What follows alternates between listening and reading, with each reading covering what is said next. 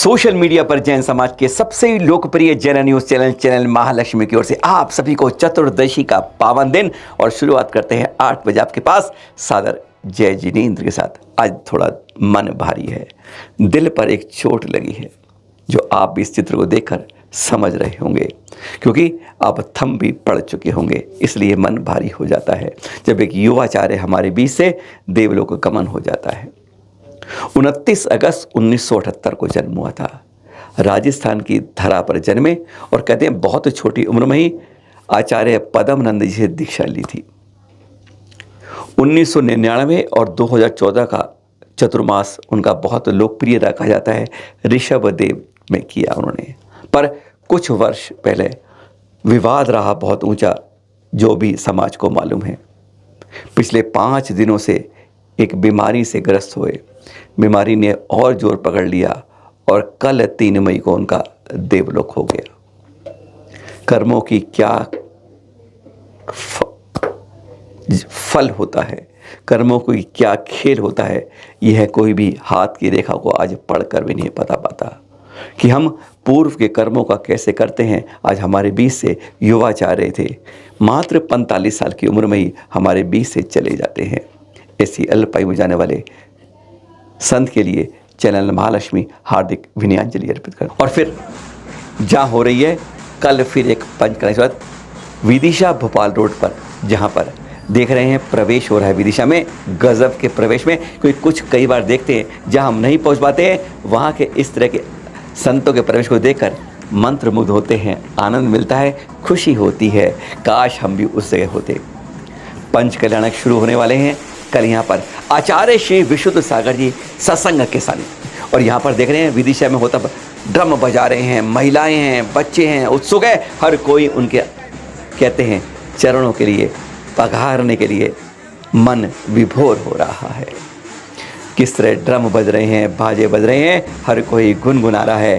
कहते आचार्य, दो आचार्य को पर है यहाँ पर आप देखेंगे, आचार्य श्री विशुद्ध सागर सत्संग और साथ में आचार्य श्री विहर्ष सागर जी सत्संग, इनका हो रहा है प्रवेश। देख रहे हैं आप विहर्ष सागर मुनि और भी कई मुनि देख रहे हैं, इनके अंदर प्रवेश किस तरीके से उत्सुकता है। और कल से पंच कल्याण की शुरुआत है।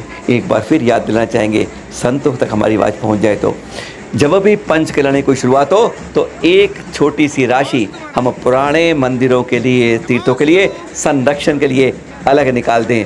अगर इतना आह्वान हर संत कर दें तो कहते हैं हमारी पुरानी प्राचीन अनमोल विरासतें धीरे धीरे संरक्षित हो पाएंगी।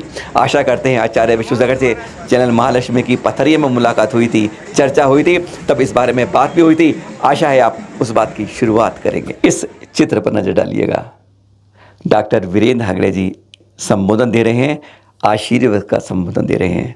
धर्म स्थल से ये चित्र है, कल शाम का 6:40। अगर सही टाइम में पूछना चाहें आप, 51वां वर्ष था धर्मस्थल में जब सामूहिक विवाह किए गए।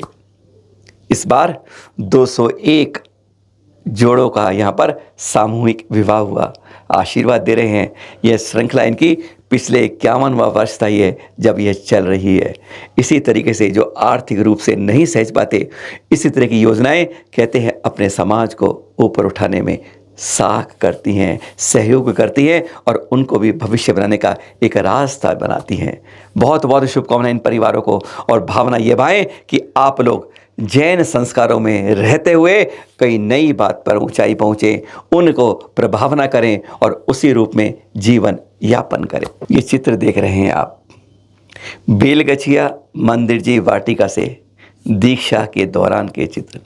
सबसे कठोर परिचय की परीक्षा होती है, यानी दीक्षा से पहले ही परिचयों की, तकलीफ की, उपसर्गों की, या समझे सबसे कठोर पहचान इसी से होती है।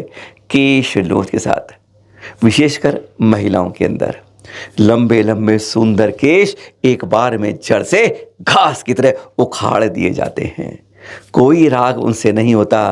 कहते हैं महिलाओं को केश सबसे ज़्यादा राग वाला होता है, बहुत प्रिय होते हैं अपने बाल। पर यहाँ पर जब इस कहते हैं अपने जीवन को बदलते हुए हम गृहस्थ से श्रावक से बदल के हम दीक्षा की ओर बढ़ते हैं तो सबसे पहली परीक्षा यही होती है।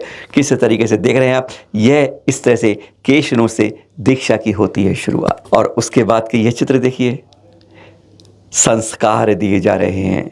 दीक्षा के बाद अब आप इस रूप में बदल रहे हो, अब गृहस्थ रूप में नहीं हो, एक सीढ़ी ऊपर चढ़ गए हो।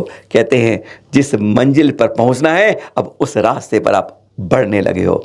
बहुत बहुत मंगल नमन के साथ ऐसी भावना बहाएं कि हम भी कभी इस रास्ते पर आगे बढ़ पाए। देश की औद्योगिक राजधानी में ले चलते हैं आपको, मुंबई के मलाड के दिगंबर जैन मंदिर में देख रहे हैं, जहां वार्षिक उत्सव था मंदिर का। और वहीं पर देखिए उस समय में गणनी आरिका जिन देवी जी के सानिध्य में, माता जी के सानिध्य में यह ध्वजा चढ़ाई जा रही है। ऐसे दृश्य इसलिए कहीं किसी मंदिर के अंदर कहते हैं जिस तरह आनंद मिलता है, इन्हीं को दर्शन करने से कर्मों की निर्जरा स्वतः होने लगती है।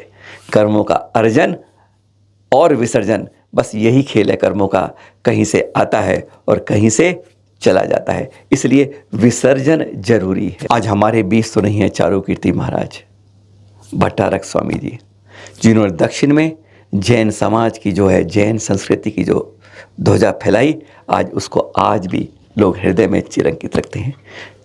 कल उनका 74वां जन्म दिवस था और उसमें दृश्य देख रहे हैं आप, उनके समाधि स्थल पर लोगों ने, श्रावकों ने पूजा की और उन्हें एक बार फिर विनयाञ्जलि देते हुए स्मृत किया।